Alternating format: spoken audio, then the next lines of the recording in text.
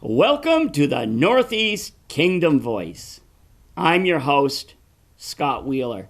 Today's guest is Kelby McManus, a local singer-songwriter and a very talented one at that. Welcome to the show, Kelby. Thank you. Thank you for having me. Well, it's great having you on, and I've heard some of your music, and you are quite the talent. Thank you. Now, you've been performing most of your life, is that correct? Yes, I started off by sitting in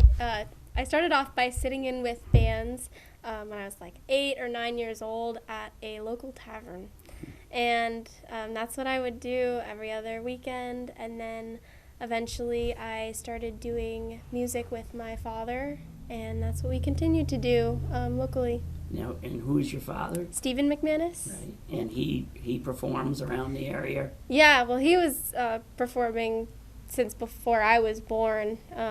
He had his band, Hoochie Lombardo, and then I came around and things changed. And so then music just became something that we both share, and it's fun. And what about your mother? Does she sing? She sings in the car, but I don't think she would sing out like I do. Wouldn't she do it for you? I don't know, but I think she can sing, but she probably would say that she can. And your mother is? Renee Rivard. Right. Mm-hmm. And isn't somehow she's associated with the American Legion, isn't yes, she? Yeah, she is the manager over there. Yeah. Right. Well, so for those of you who know Renee, encourage her to go up on stage with her daughter. I'm sure she'll really. Oh, she would love that. Yeah, totally. I know. I suspect she will, and yeah. I suspect the next time you perform at the Legion, she'll probably join you. Most definitely. Yeah. So a lot of people, when they're young, they're real hesitant to even do public speaking. Does public speaking bother you, or is it just singing that doesn't bother you? I'm okay with public speaking, and I think that's just because I've been exposed to, being on stage and everything since such a young age. Even in like high school, when I would do different things, like we had history night, right, where we would have to dress up as a character and or somebody from history and talk as if we're that person. And I loved doing stuff like that, and theater, all kinds of things. Right. I might be blessed with some talents, but I believe in our family, if you went back to the beginning of time, there's probably nobody in my family that could ever sing a note. That's just, we did not inherit the genetics for singing. I have offered Todd Pronto, who's the producer of this show, who performs around New England, that I could go with him and I could sing at the end of the night, and I could clear out the places, because that's the kind of voice I have. Do you think genetics do play a role in singing? Well, in my case, I only had about 3 months of singing lessons when I was in like my sophomore year of high school, right, I'd say. So in my experience, I think most of the musical talent that I have does come from genetics. But I think some people who are really passionate about learning how to sing, they can learn, even if they come from a family where it's just foreign. I'm going to tell you, there's no way I could be a singer, and that just not going to happen. Oh, by the way, I've also tried to convince Todd to have his father, Charlie Pronto, sing with him on stage, and so far Charlie hasn't taken him up on the offer. But again, though, if anybody knows Charlie, please let them know they'd like to see him on stage with his son, with his favorite son, Todd. So we now have two two parents are going to be have been put on the spot Oh, to sing with their children. I'm sure they'll be very grateful. Yeah, I suspect your mother will be very grateful, and so will Charlie. It might turn their lives. It might change their lives. They might become musical stars like their children.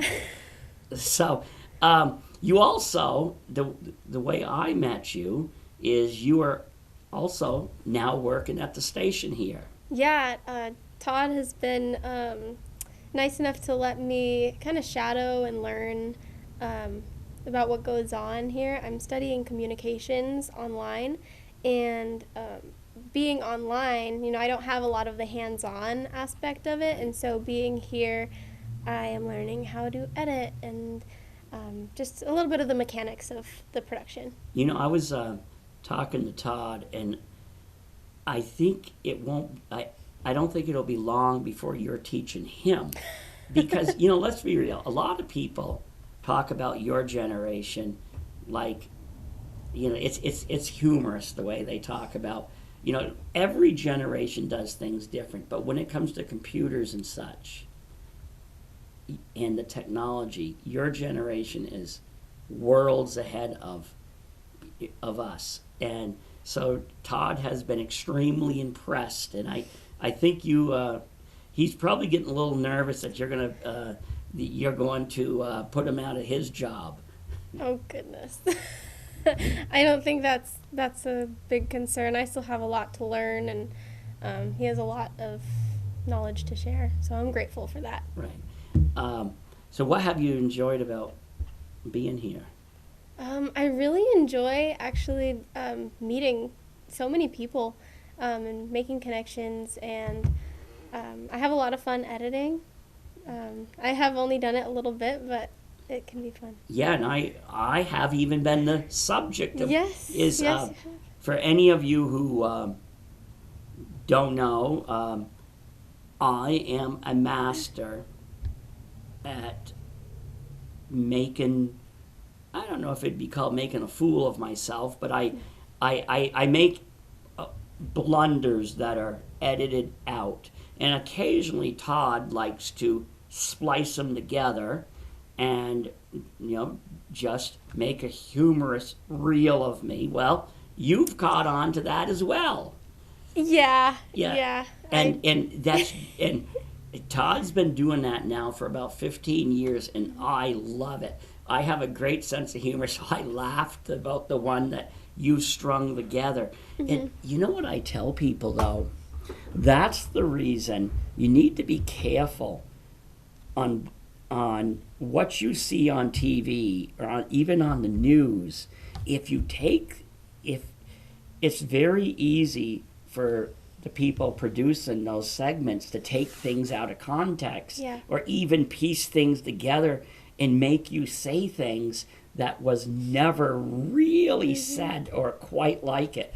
But no, I loved your talent, and it's been great getting to know you because you kind of knew me through my writing. Mm-hmm. I did, yeah. And because you used to work at... I used to work at the Goodrich Memorial Library, and one of the projects that I had to do was we have the stack of all of the Northland journals, and I had to go through every single one and write down the list, all of the articles in every single issue so that we could have them on the catalog and easy to look up. Did you ever learn anything from them?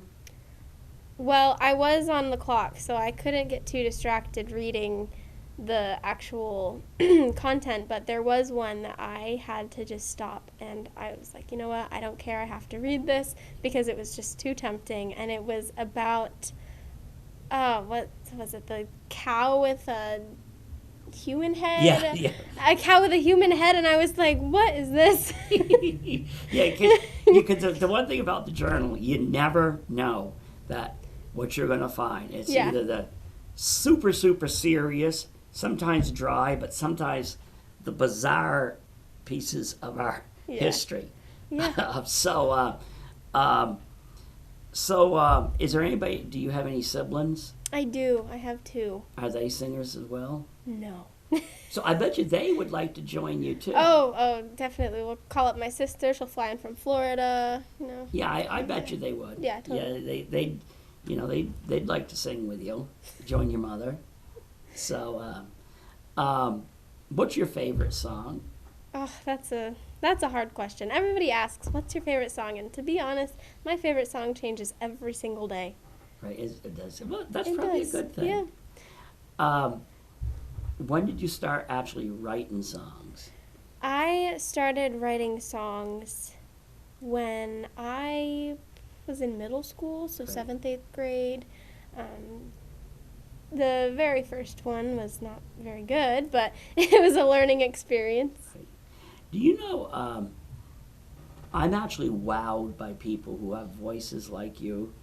And but then I had a singer on here, Wayne Warner from Lowell, who's actually made his mark down in Nashville, and he was saying there's a big difference of people who can sing already famous works. They're very good singers, but he said it takes true talent to be able to write your songs and make them well known, by singing them. Do you think there's do you think there's a lot of people who can sing really good, but they can't write songs? There's plenty of people that they prefer singing cover tunes, and that's just their thing. I've found that I prefer singing my own songs because there's just a different emotion that you get when you are singing words that came from yourself. Right. So when I'm singing somebody else's songs, that's their emotion. That is what they are trying to express. And it can be actually very difficult to sing a cover tune and give it the energy that it needs because you're trying to convey the emotion that the writer was writing about. So in some ways, it can be difficult to sing just cover tunes. And instead of being you a lot of times, you're trying to mimic somebody else. Mm-hmm. So, with that said, before we started recording, we actually recorded you singing a song and Yes. performing it, and here it is.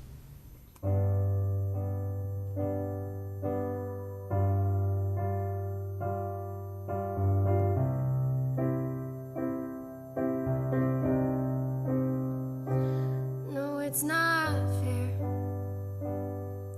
that the birds get to fly anywhere. And no, it's not fair that the wind gets to blow without a care.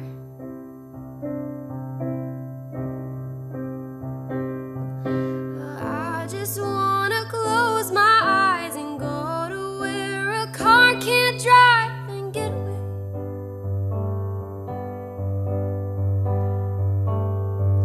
And I just wanna pack my bags and go and never look back and get away. I wanna fly like the birds and blow like the wind.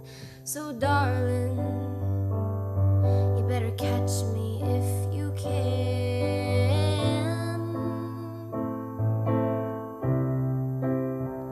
'Cause I'm already flying.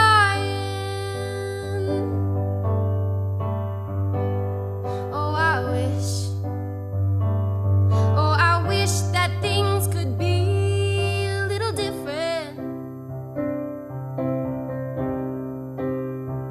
But ain't that funny?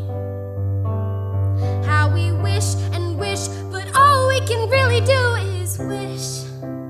And it'll never be different. See, I just wanna close my eyes and go to where a car can't drive and get away.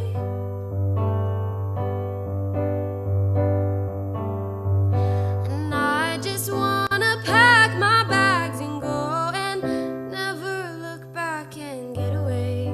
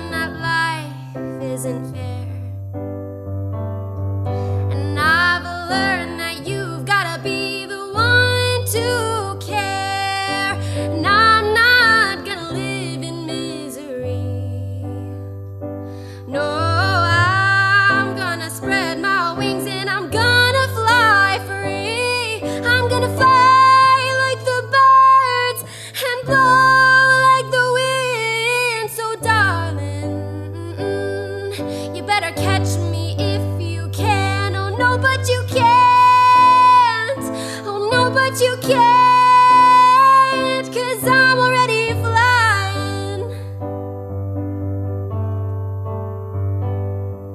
No, I'm already flying. No, I'm already flying.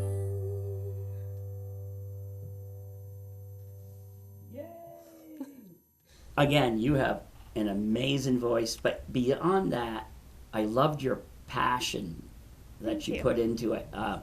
Now, what kind? Well, first of all, what's the name of the song? So that song is called Catch Me If You Can. And you were only, I did was- you say 14? Yeah. And you wrote it? Yes. And how did it come to you?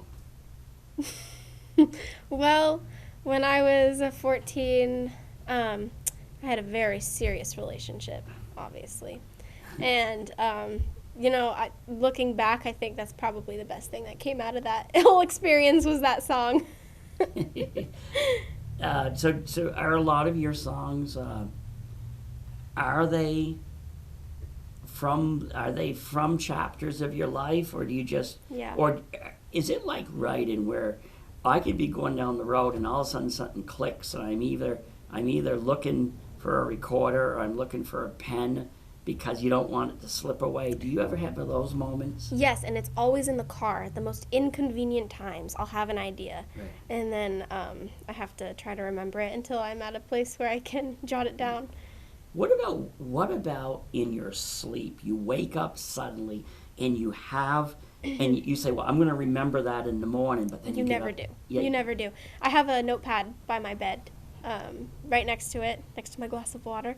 And if I ever wake up and have an idea, I just write it down, and then in the morning I try to make sense of whatever I wrote. But So what style of singing do you focus on? I'm not really sure because I sing a lot of cover tunes when I have to, when I'm doing performances Right. out and about, and we do a wide range of, folk and, just to throw out some artists, I do a couple Tracy Chapman tunes. I do one by the Four Non Blondes, but what I tend to write are a lot more of like the stereotypical singer-songwriter style of music. Right. So the song you performed here, Mm-hmm. what genre is that? I don't know. Is like I know Todd, he's kind of gone from more country to now he calls it Americana. Mhm. So I think I'm figuring it out.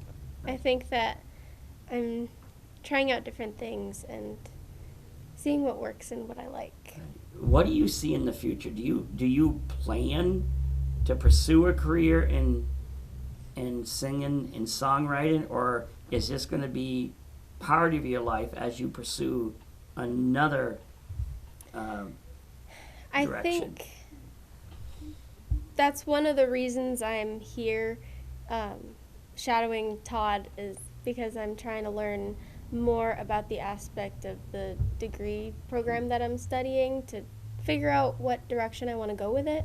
I'm not sure if I'd want to make music my career, to be honest, because I've never had the desire to be like famous or whatever, but even just like locally, Right. I feel like if I were to make it a high pressure thing, like this is how I make a living, I feel like I would not love it the way that I do.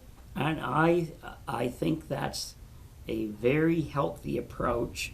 And then if something happens Mm-hmm. along the way, I think I think that's a very wise approach because, and I'm sure Todd has been down. Todd, as in the producer of the show, has been down to Nashville, and I've known other people, and they will tell you that Nashville and other places like that, they're filled with wonderful, outstanding singers, and so it's a real tough environment to get your foot into. But I think you're taking a very healthy approach. Now, how old are you? You're 19? I am, yeah. So I think I really think you're taking the right approach, especially getting your education too. Now, what do you plan to? Well, what are you pursuing in communications? I think I haven't chosen my concentration yet. I'm still a freshman by credit, but I think I'm leaning towards concentration with new media. Excuse me. Now, what do you mean new media? It's kind of like production. Like, I guess this could be considered new media. And also The internet and yes, such? the internet, yeah. Right. Yeah, because to be realistic is, I grew up, every once in a while I feel like one of those people that says, back when I was a kid, hate that term, but I'm getting more like it. We picked up newspapers. If anybody was anybody, you picked up a newspaper. Now, I don't even buy a newspaper on the newsstand. And so I think, the internet is, whether we can love the internet, we can hate it, but it is the future, particularly your future. And so I think you've got a good focus, because it's just the way of life. So do you still perform with your father? Yes, I do. We have done a 3-person group for most of my time singing. He plays fiddle and I sing, and then we usually have somebody play guitar. We're actually leaning towards making it just the two of us by using a looper pedal, which is it's a device, I guess, that you can program musical parts into and then click them on when you need to make the song in the background, so that we can do it just together. So all kinds of do you have any musician that you really, I won't say aspire to be, but do you have any musicians that really inspire you, though? Well, when it comes to inspiring, especially with writing music, something that I do sometimes is I will spend a day listening to an artist. And throughout the day, whatever I'm doing, I listen to just that artist and their music. And then at the end of the day, or the next day, I will sit down and write a song. And it always is influenced by that style, because that's what I listen to all day.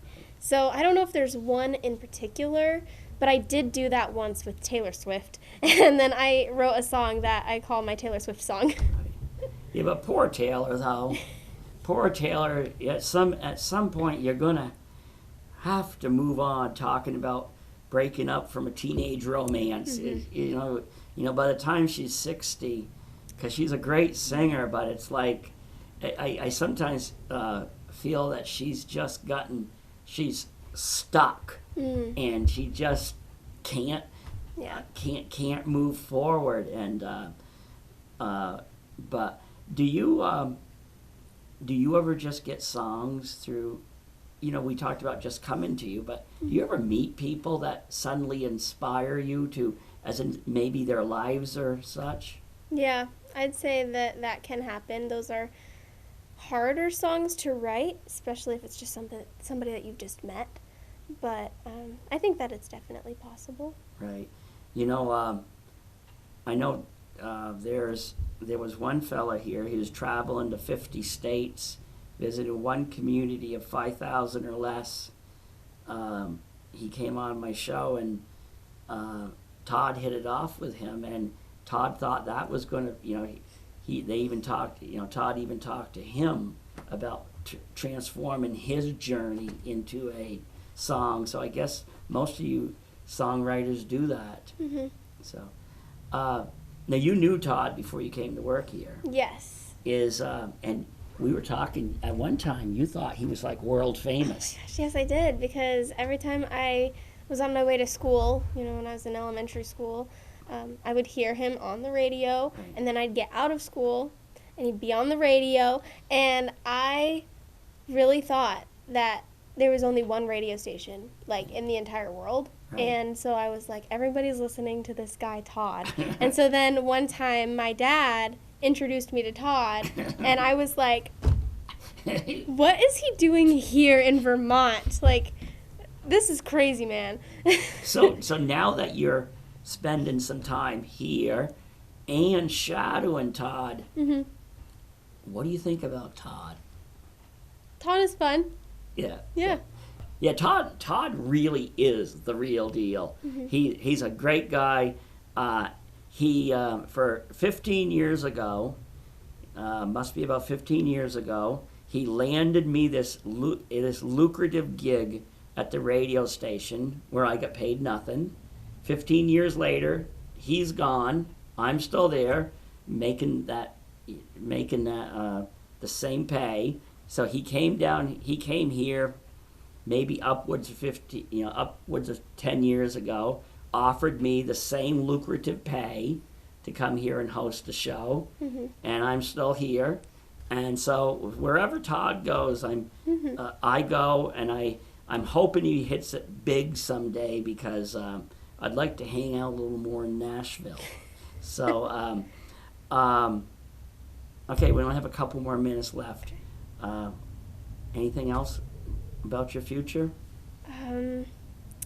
Right now I'm just learning as much as I can, and working as much as I can, and writing as much as I can. I really do. In listening to you sing and listening to Todd talk about you, I think you have so much talent, and for 19 years old, I think you're very grounded. You're not like, they say shoot for the stars, but it sounds like you really know kind of what you want. Mm-hmm. It's just you want to work your way and kind of really figure out things. Yeah. Right. And the one thing I think the future holds is your mother going up on stage with you. Oh my goodness. No, so Renee, do it for your daughter. She would love you. I think a lot of us would love to see you on stage. And as for Charlie, Todd's father, come on, get up on stage with Todd. I think that would be great for you guys all four to perform back to back. So I think you're gonna get yourself in trouble. So but at least nobody's challenged me to get up on stage, because Right. that will not happen. That will not happen. There would be ruptured eardrums. Oh my goodness. People It would can't be that bad. Oh no, it is. And so I do not want to be sued for ruptured eardrums. Oh my goodness. So okay, well, thank you for coming on. It's Thank been you great for having me. and it's been great getting to know you here. I love your sense of humor, even to turn me into satire in your editing. That's great stuff. And so I love your sense of humor, your talent, I think whether it's in singing, songwriting, or your media thing, I think you're going to do well. Thank you. It's been great getting to know you. You as well. Thanks. Right. And thank you to the viewers for tuning in to another segment of the Northeast Kingdom Voice.